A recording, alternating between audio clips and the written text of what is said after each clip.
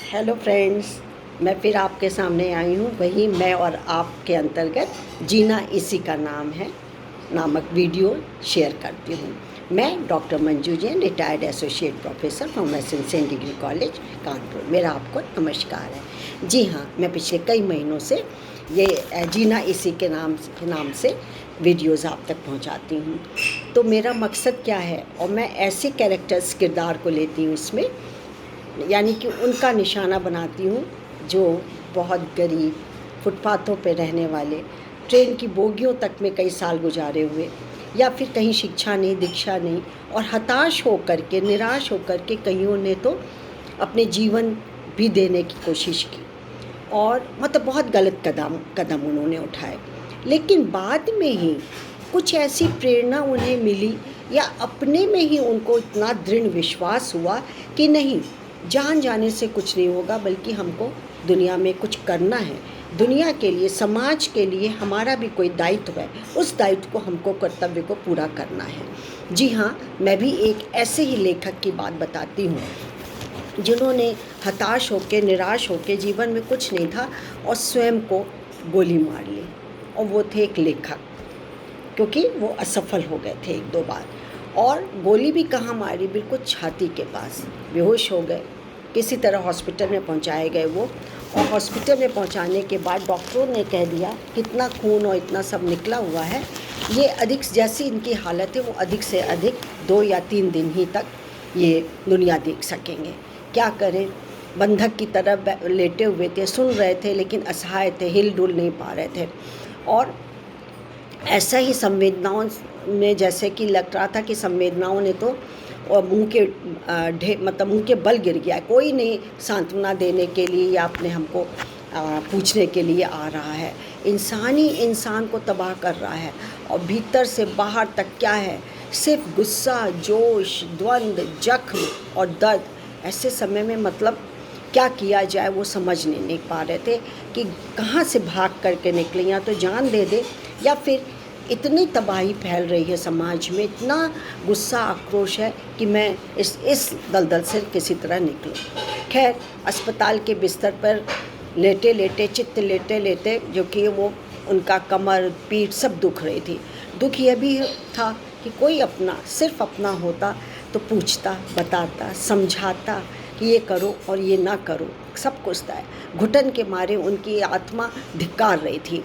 और जब थोड़ा सा चलने के लायक ही हुए थे, घुटना छोड़ करके जरा सा पैदल चलने, मतलब मात्र 2 साल के, 1.5 साल के थे, तभी पिता का साया उड़ गया था।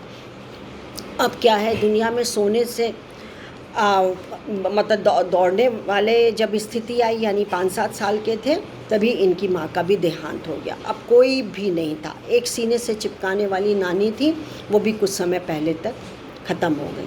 यानी उनको सांत्वना देने के लिए, सर पर हाथ रखने के लिए, या कंधे उस कोई रखने के लिए, कंधे पे हाथ रखने के लिए, पीठ सहलाने के लिए, या वो स्वयं किसी के कंधे पर सिर रख कर के रो सके, कोई नहीं था। न भाई, न बहन, न रिश्तेदार, न नातेदार, कोई नहीं। अब इतनी बड़ी दुनिया में अकेला जीना मानो कि जीना नहीं था। ये जीना भी कोई जीना है, तिल तिल करके मरना है। लेकिन क्या अभी भी कोई उम्मीद है, कुछ करना है? नहीं। फिर अंदर कहीं जीने की तमन्ना बची। उनका कि नहीं, ये मैंने जो किया ये बहुत गलत काम किया था। और बार बार उनका ये सोचना, ये डॉक्टर का कहना कि आप तो 2 ही 3 दिन के मेहमान हैं, अब उनको कचोट रहा था कि मैंने जो कदम उठाया था वो बहुत गलत था, मुझको स्वयं को ख़त्म नहीं करना था। खैर, फिर दर्द से आंखें बंद थीं, और उसके बाद कहीं पोर से आंसू भी टपक रहे थे। तभी उन्होंने देखा कि दरवाजे पे कोई 2-3 लोग आए, और उनके साथ कोई एक बच्चा भी था, और खोजी निगाहों से उनको कोई देख रहा था। एक साथ दबे पाँव इधर उधर ताकते बढ़ते, वे साथी मज़दूर थे। वो उनके साथी थे, वो जो मज़दूर ये करते थे, जहाँ करते थे, लेखक भी थे और मज़दूर करते थे, वहीं पर उनके साथी थे। और बेकरी के साथ साथ वो उनके साथ मज़दूरी में काम करते थे, लेकिन इस समय बहुत अच्छी पोशाक में आए थे। और वो धीरे धीरे पास आते को एक साथ के दम चिहुक कर बोले, अरे ये रहा मैक्सिम। जी हाँ, ये थे मैक्सिम गोर्की, प्रसिद्ध लेखक। देखिए अब क्या होता है, भेद तो अब है।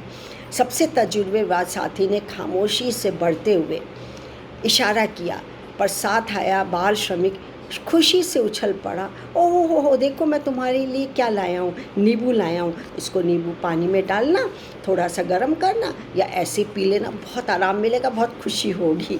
सब साथी अपनी अपनी पोटली खोलने लगे। कोई सूखे मेवे लेके लाया था, ड्राई फ्रूट्स, कोई मीठा लेके आया था, कोई केक लेके आया था, सब कुछ था उसके पास। तो बोले, अरे तुम्हें कुछ नहीं हुआ, तुम तो बिल्कुल ठीक हो, और ठीक होकर के जब बाहर आओगे तब हम तुम्हारे साथ जश्न करेंगे। और फिर तजुर्बेदार साथी ने भी अपनी पोटली खोली। मैं जो लाया हूँ वो अच्छा तो नहीं है, पर जब तुम्हें मन करे तब ले लेना, बस तुम ठीक हो जाओ और हम लोग को कुछ नहीं चाहिए। बेकरी में मैक्सिम को कड़े श्रम से हमेशा बचाने वाले उन साथी का चेहरा थोड़ा पीछे घुमाया और आंसू पोंछते पोंछते आहिस्ता से पोंछ लिया। मैक्सिम की आंखों में छलछला तो आई थी और जीवान से सिर्फ 2 ही 3 लफ्ज़ बार बार फूट रहे थे, भाई, मेरे भाई, बहुत प्यार है, इतना प्यार सहन नहीं कर पाऊँगा, और तुम्हारा बहुत बहुत आभार। बीच में बच्चे ने अपनी चंचलता दिखाई, पूछ डाला, अच्छा अब यहाँ कहाँ से निकलोगे, कब निकलोगे? बस सब हंसने लगे। दूसरे मज़दूरों ने समझाया, क्या पूछते हो, मैक्सिम अभी हमारे साथ चल सकता है? डॉक्टर से भी पूछा उन लोगों ने। तो मैक्सिम ने लेटे लेटे बस कहा, भाई मेरे, रट लगाए रहे थे कि भाइयों, कोई भी भाई मेरे, कोई भी तकिया ठीक रहता है, कोई बिस्तर, कोई पास रखे सामान सजा रहा था, तो कोई हथेलियों से ऐसे थामे था मानो अब कभी छोड़ नहीं सकता। यानी सारे लोग उनके कमरे में, कोई बिस्तर लगा रहा है, कोई ठीक कर रहा है, कोई कूड़ा ठीक कर रहा है, कोई हथेली सहला रहा है, सब उसकी सेवा में लगे हुए थे।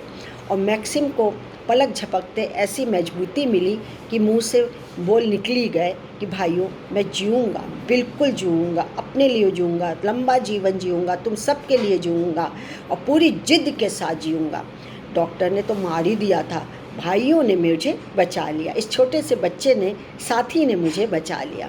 कौन कहता है कि मेरा कोई नहीं है? मजदूरी का जो सिलसिला बचपन से चला है, न जाने कितने साथी मिले हैं, न जाने कितनों का प्यार मिला है, और मैं इन सब के प्यार को बेकार नहीं जाने दूंगा। अब जो मैंने गलत कदम उठा लिया था थोड़े समय पूर्व, वो अब कभी दोबारा सोचूंगा भी नहीं, कल्पना भी नहीं करूंगा। उसी दिन एक बार और आंखें दरवाजे पर खुली रह गई कि गली, जब घर की तरफ गए तो गली का जो गार्ड था वो सामने खड़ा था, सलामी ठोकी। वही गार्ड जो गोली कांड से पहले मिला था और जिसने गोली लगने के बाद सबसे पहले देखा और उसको सहारा दिया, और गार्ड ने ही दूसरे की सहायता से उसको हॉस्पिटल पहुंचाया था। और गार्ड ने टोपी उतार कर पूछा, मुझे पहचानते हो? मैक्सिम का चेहरा इस समय बिल्कुल खिल उठा, गदगद हो गया। गार्ड भी क्या खूब मुस्कुराया।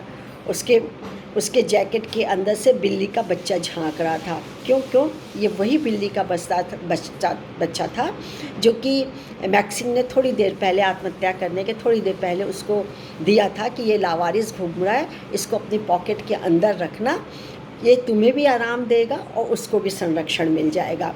और उसको बर्फबारी से बचा लिया था, और ख़ुद को गोली मारने से पहले ये बिल्ली का बच्चा उसको सौंप गया था।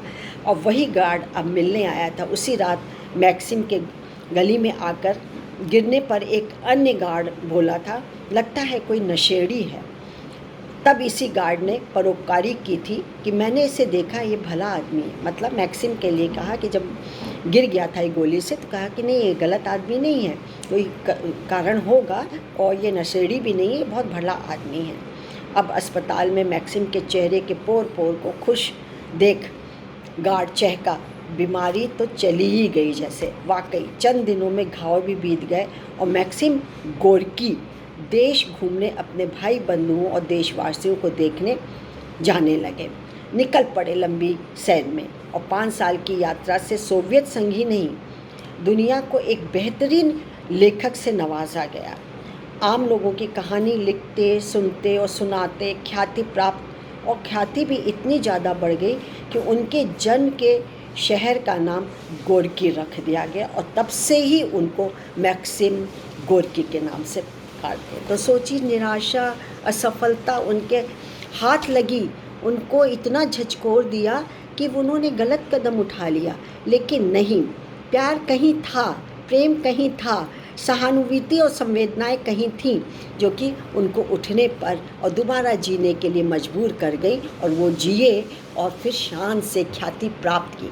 तो दोस्तों, मेरा आपसे यही आग्रह है, विनम्र निवेदन है कि जब कभी भी हताश हो, असफलता हो, कोई गलत कदम उठाने के लिए सोचे भी नहीं, कल्पना भी ना करें। बस ठान लें कि हमको दोनों पैरों पे खड़े होकर बढ़ना है, आगे बढ़ना है। सफलता आगे आगे आपके आएगी। तभी अब मैं आपसे विदा लेती हूँ। नमस्कार, थैंक यू।